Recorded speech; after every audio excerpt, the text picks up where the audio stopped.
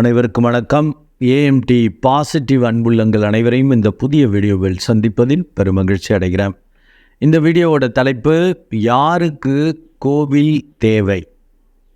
மீண்டும் அந்த தலைப்பை சொல்கிறேன், யாருக்கு கோவில் தேவை?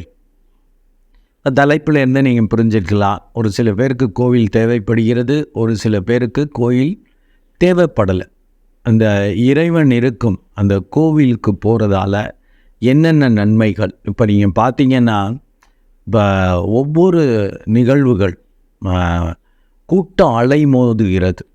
அனைத்து கோயில்களுமே, ஈவன் கிராமத்தில் உள்ள சிறிய கோயில்கள் முதற்கொண்டு அவ்வளவு கூட்டம், உழைப்பாளிகள், சாதாரண மக்கள் எல்லோரும் அவ்வளவு அங்கே போய் கடவுள் பக்தி இதில் அப்படி ஈடுபடுறாங்க. அதை பார்க்குறப்ப அவங்களுக்கே வியப்பாக இருக்கும். ஏப்பா, இவ்வளோ பேர் அப்படி பக்தியாக தான் இருக்காங்க, பல லட்சக்கணக்கான பேர்.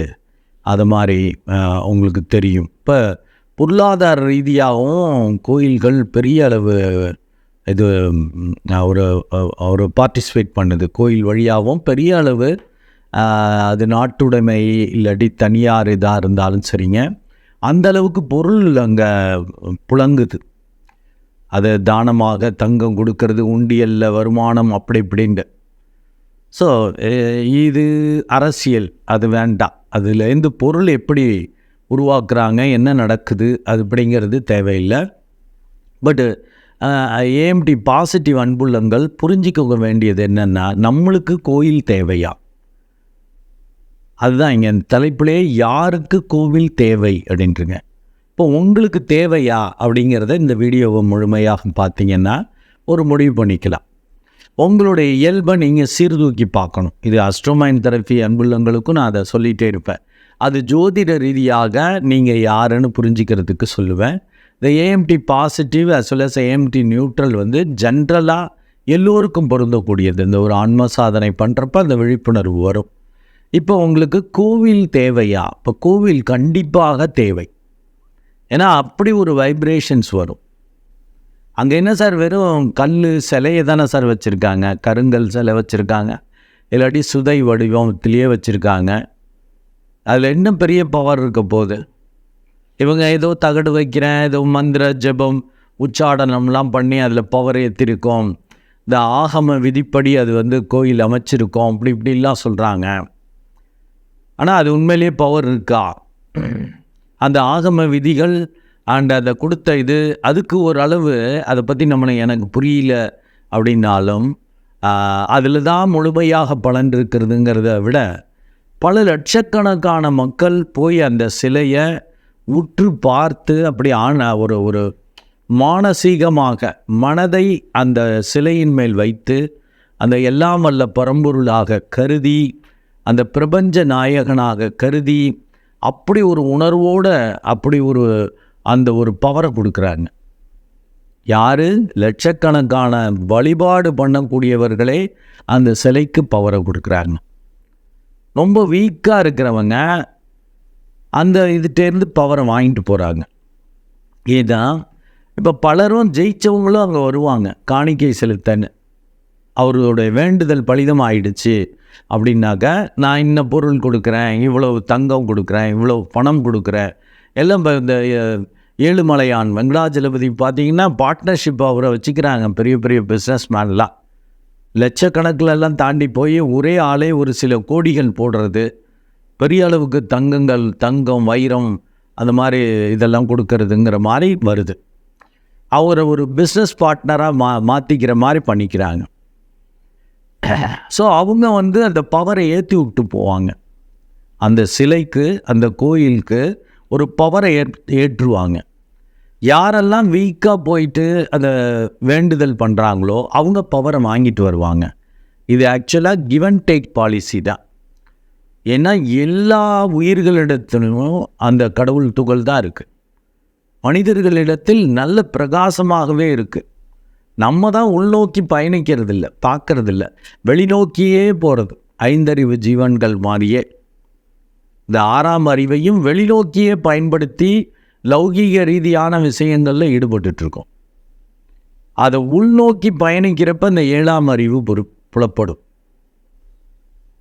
அந்த மனசை அடக்கணும். அந்த 6ஆம் அறிவு, அந்த மனசு இருக்கே, மனசு அது வெளியில் அலைபாயிறத அடக்குனீங்கன்னா தான், உள்நோக்கிய பயணத்தை செலுத்துகிறப்ப தான் அந்த பவர் வரும்.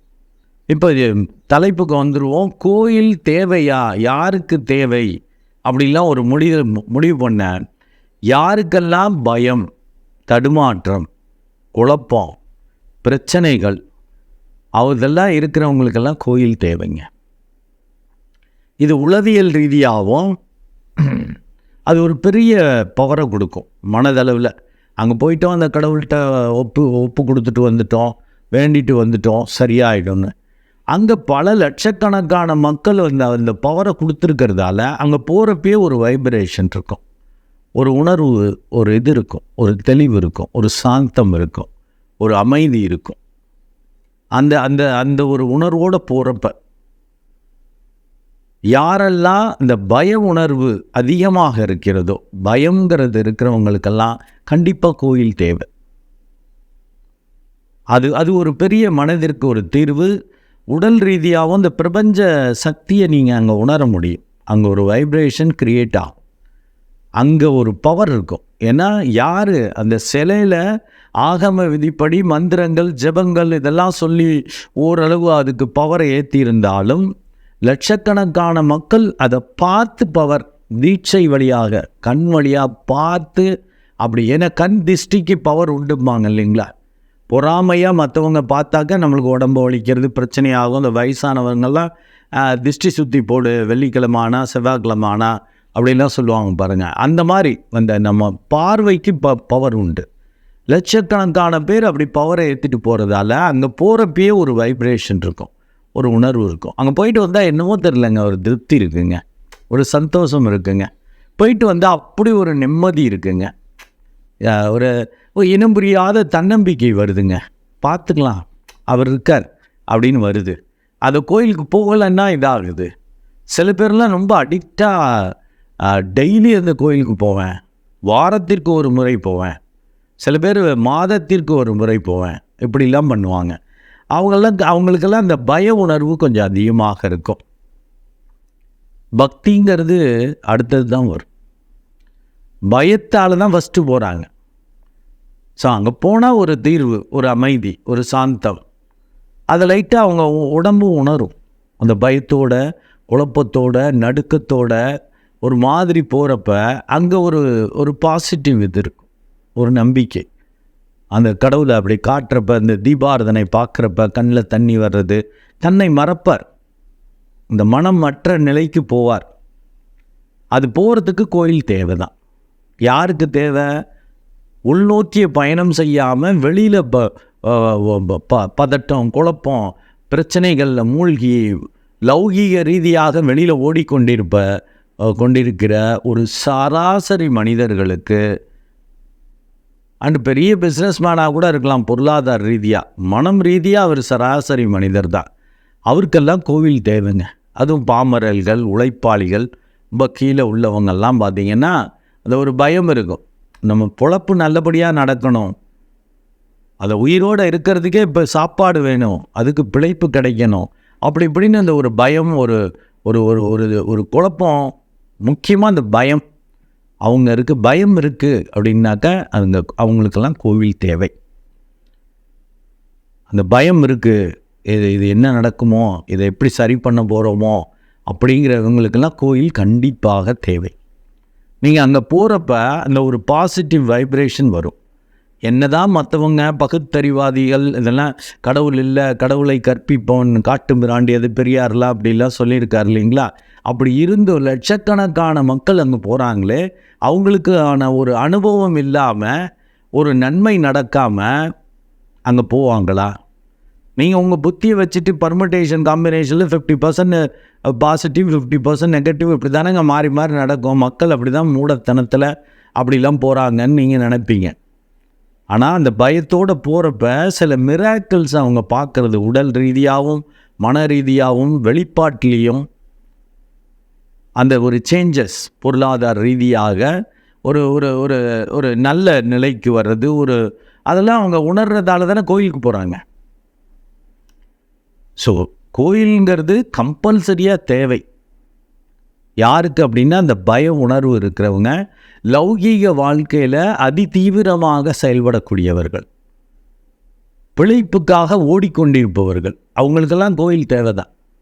இன்றைக்கி பிழைப்பு கிடைச்சாதான் சாப்பாடு அப்படிங்கிறவங்களுக்கும், அண்டு பொருளாதார ரீதியாக லட்சியங்கள் பெரிய அளவு இதை நோக்கி அதிதீவிரமாக லௌகீக ரீதியாக செயல்படுற அத்துணை பேருக்கும் கோயில் தேவைதாங்க. கோயிலில் அந்த பவர் இருக்கும்.